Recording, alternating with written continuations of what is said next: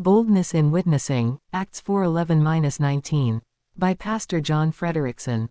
John Knox was a 16th-century preacher, famous for his evangelism and frequently used slogan, "Give me Scotland or I die." Once, however, he was arrested for preaching the Bible outside the church, and was forced to serve many months as a slave rowing on a galley ship.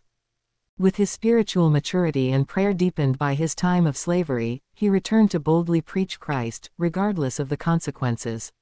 His fearless testimony was so powerful that the corrupt Queen Mary of Scotland said, "I fear the prayers of John Knox more than all the assembled armies of Europe."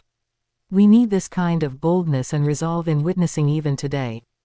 Peter and John were arrested when they proclaimed, to all the people of Israel, by the name of Jesus Christ of Nazareth, saying, "Neither is there salvation in any other, for there is none other name under heaven, whereby we must be saved." Acts 4:10-12.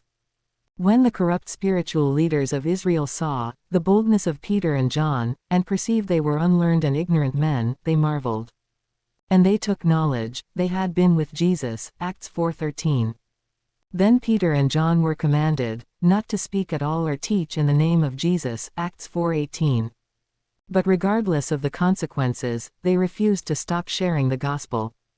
Once released from prison, they went to fellow believers and they collectively prayed, asking God to grant unto thy servants, that with all boldness they may speak thy word. Verses 29. Thereafter, they spake the word with all boldness. Verses 31. Boldness is a key element in successfully sharing the gospel with lost souls.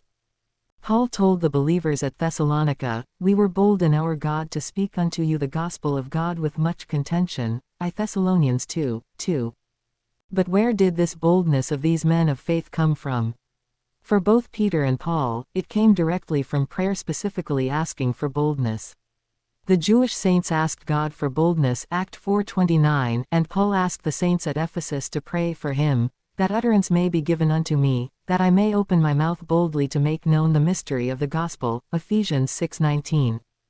These examples remind us that we must not shrink from sharing the gospel, regardless of any negative consequence. When witnessing, we also need to be much in prayer for boldness on our part, and conviction in those who are lost.